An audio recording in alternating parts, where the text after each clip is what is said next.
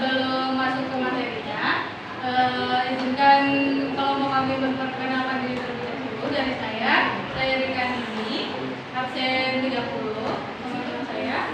Saya Helena Alasya, dari yang 19.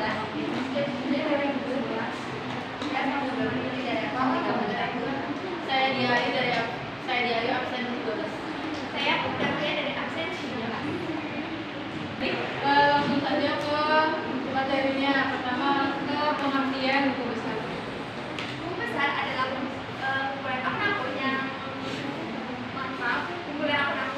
yang bertujuan untuk mengelompokkan, meringkas, serta mencatat semua transaksi semua keuangan akibat transaksi, baik bertambah maupun berkurang. Dalam buku besar juga terdapat format, yaitu ada tanggal, keterangan, debit, kredit, saldo. Di bawah saldo ada debit dan kredit.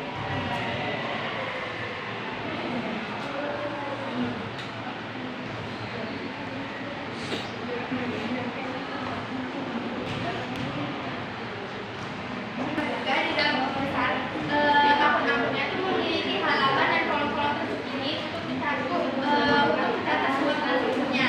Jadi nggak satu digabungin, tapi dibedain.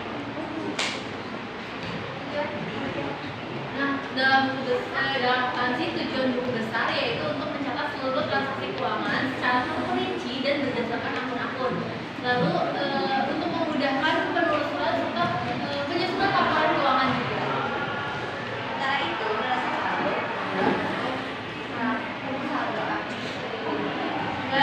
Kemudian neraca saldo itu dari kumpulan akhir dari buku besar tadi, saldo yang terakhir dipindahkan ke neraca saldo yang biasanya itu dari akhiran garis merah seperti ini, nanti dipindahkan ke sesuai nominal sesuai nomor akun.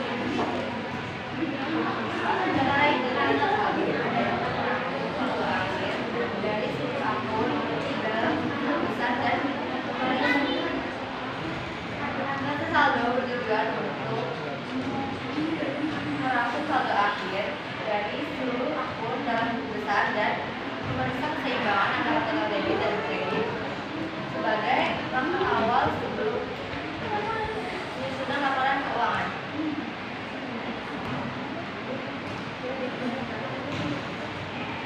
Untuk tanggal penyusunan tahun 2024. Teman-teman kedengaran nggak soalnya? Lidahnya lagi kurang.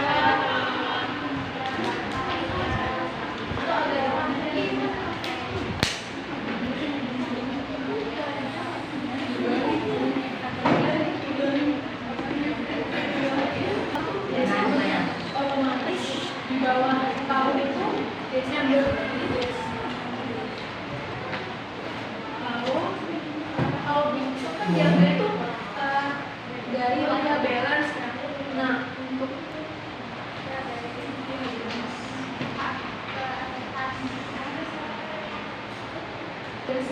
nomor 1 110 cash in bank. Di sebelah debit 313.650.000 rupiah. Nah, saldo ini dipindah di buku besar. Tahun itu di bagian di kolom saldo di debit sini. Nah, untuk tanggalnya itu diisi dengan tanggal 1. Kalau kan real balance itu awal ya. Itu tanggal keterangannya itu real balance. Lalu selanjutnya itu diambil dari rekap cash payment.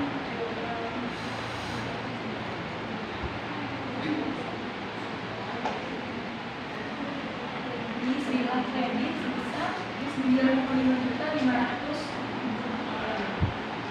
Ditaruhnya itu di sini. Kredit. Untuk tanggalnya itu tanggal 31, karena ini kan rekap ya, jadi tanggal 31. Keterangannya itu rekapitulasi atau rekapitulasi CPJ. Nah,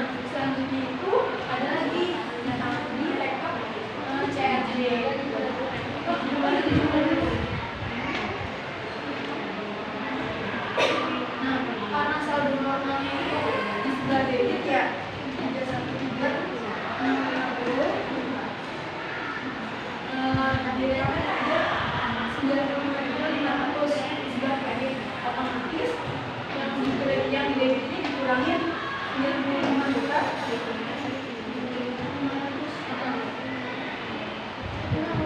Nah, hasilnya itu 218.150.000 rupiah di sebelah debit lagi. Nah, selanjutnya tuh ada di rekap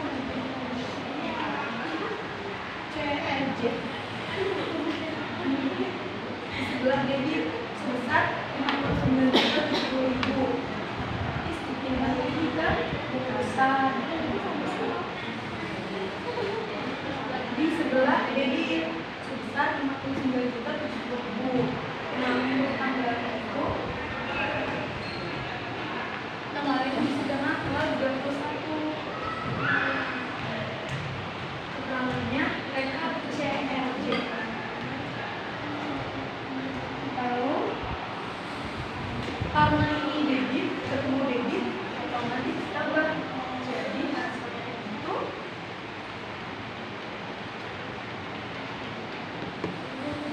220.000 rupiah.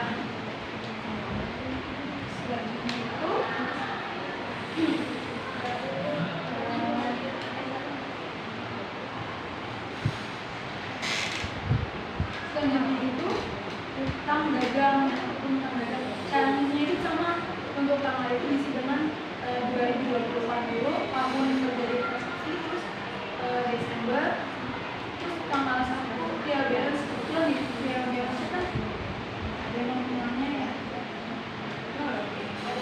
Ada nominalnya? Nggak ada maksudnya. Ada sama. Nggak ada.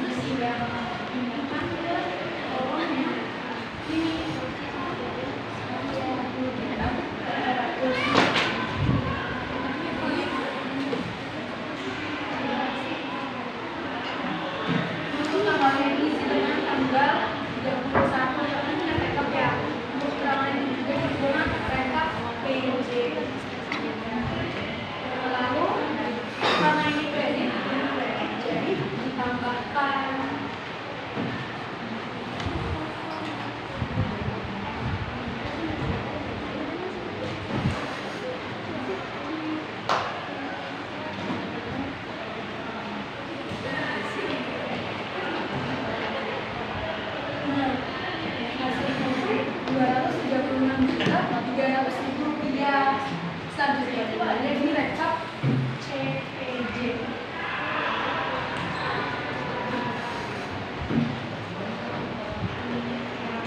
Di sebelah kiri isi dengan keterangannya rekap CPJ. Lalu karena ini kredit ulangin. Jadi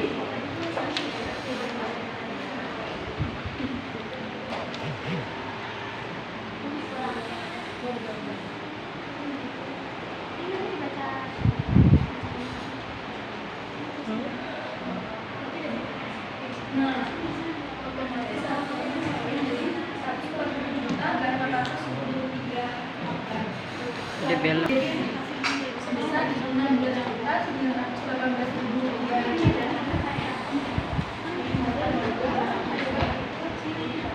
Jadi 16 juta Rp218.000. Nah, kita kali ini sedang mengambil namanya rekap BJ. Nah, ini kan BJ ya, otomatis dikurangin.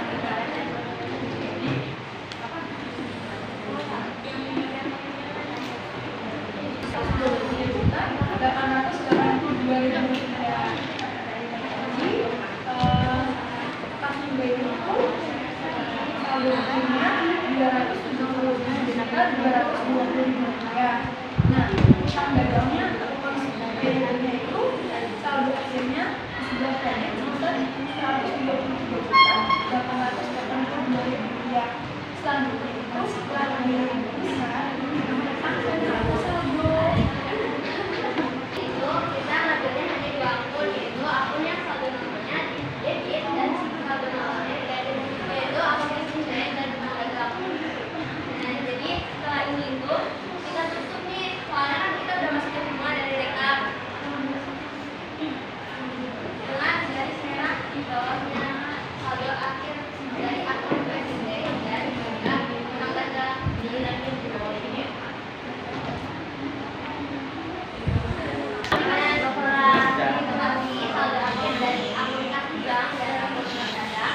Lalu kita memindahkan saldo akhir ini ke dalam neraca saldo.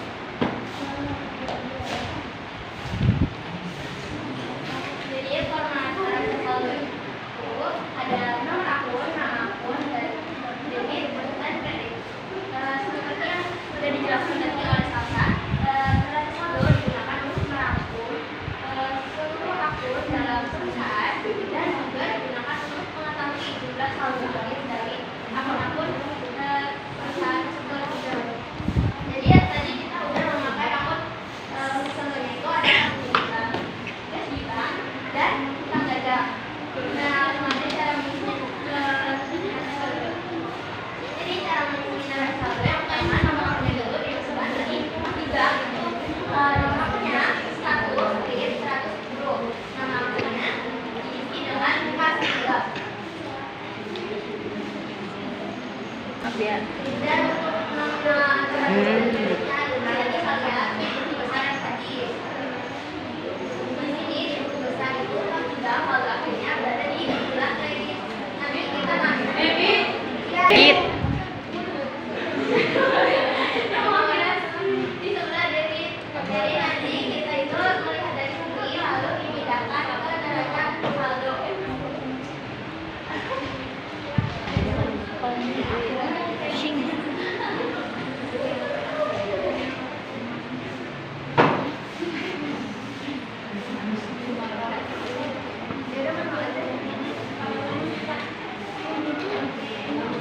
Manual aja nggak apa-apa.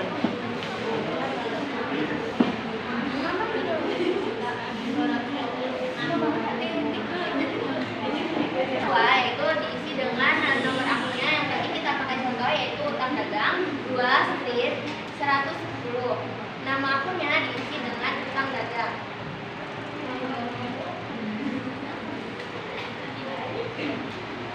Diambil dari buku besar. Di sini nominal akunnya yaitu di sebelah kredit sebesar Rp123.882.000.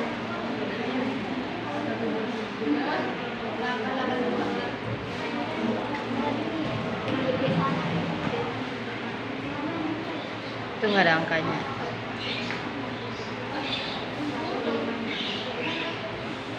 Karena kita modelnya cuma dua akun, pas di bank dan utang dagang, jadi nominalnya nggak balance teman-teman. Karena kalau kita menggunakan seluruh akun dari perusahaan tersebut, nanti waktunya terlalu lama ya Ibu. Jadi sebenarnya ini tuh nanti setelah kita masukkan semua neraca saldonya dari buku besar tadi, itu tuh kita bakal totalin di paling bawahnya, yaitu dan debit dan kreditnya itu harus balance. Dan di sini kan kita cuma dua ya, jadi gak balance antara debit dan kreditnya. Taruh aja di bawah, nggak apa-apa.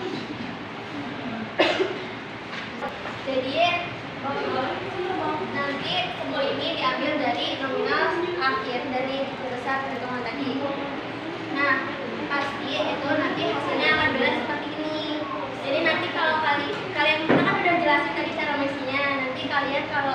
praktek itu hasilnya harus beres ya teman-teman. Oke, sampai sini ada yang ingin ditanya. Apa yang dilakukan jika ada kesalahan pencatatan di buku besar? Menjawab yang dari Nara, bagaimana jika saat mencatat di buku besar ada kesalahan gitu. Nah, ini kan buku besar kan nominal akhirnya itu nanti dimasukkan ke neraca saldo ya. Jadi otomatis kalau kita menjawab kita menulisnya salah gitu di buku besarnya, itu nanti neraca saldonya tidak beres. Jadi mungkin kita tuh bisa mencari gitu gimana sih salahnya gitu supaya nanti di neraca saldo itu antara debit dan kreditnya itu balance gitu dan bisa melanjutkan ke siklus selanjutnya. Ya, terima kasih. Buku satu ada di rekapitulasinya, jadi kita juga bisa melihat rekapitulasinya juga. Kalau misalnya di Nama du. Kalau misalnya di rekapitulasinya salah, nanti bisa lihat di jurnal umum sama khususnya. Jadi dicek lagi. Kalau misalnya di jurnal umum dan khususnya salah, dilihat di bukti transaksinya. Ya, terima kasih. Nah, boleh. Mohon izin bertanya, saya Syifa Aulia, nomor absen 33. Ketika di buku besarnya itu terlewat beberapa akun, tetapi ternyata sudah balance dan sudah dilaporkan kepada pihak yang bersangkutan. Nah, apa yang akan dilakukan oleh pihak pembuku dan juga pihak accounting lainnya mengenai kesalahan tersebut dan apa untuk meminimalisir untuk kedepannya? Terima kasih.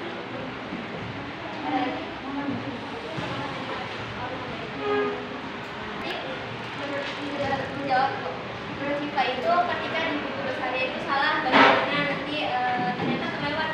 Nah, neraca saldo itu dibuat dengan seluruh akun gitu, dari awal perusahaan itu sudah dibuat akun-akunnya. Jadi kita pasti tahu akun-akun apa aja yang berasal dari buku besar gitu.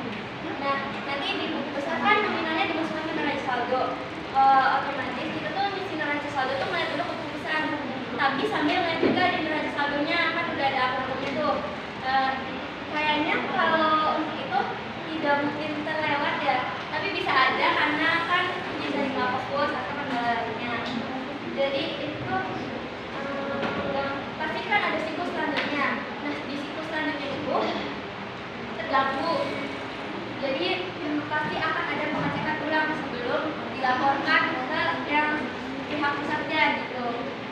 Dan untuk meminimalisirnya itu kita bisa mengeceknya berkali-kali sebelum dilaporkan kepada yang membutuhkan laporan keuangan tersebut. Ada yang ingin menambahkan?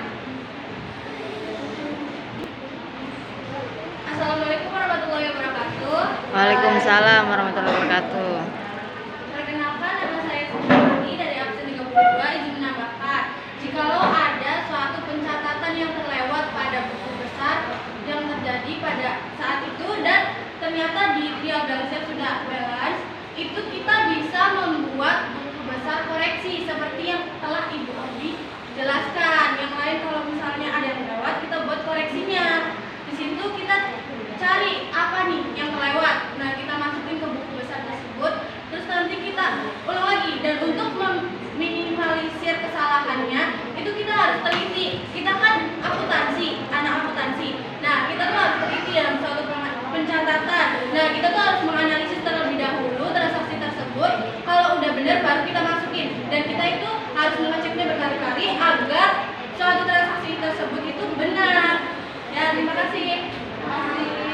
Ibu kalau dari jawabnya begini, ternyata terima kasih juga kata Sina udah menambahkan ternyata ada buku besar pembantu kata Sina. Nah, izin bertanya dari kita, buku besar pembantu itu sebenarnya digunakan untuk apa aja sih? Emang boleh ya kalau untuk neraca saldo juga? Maaf ya, saya juga kurang paham karena belum diajarkan juga. Menurut Ibu Obi kan ini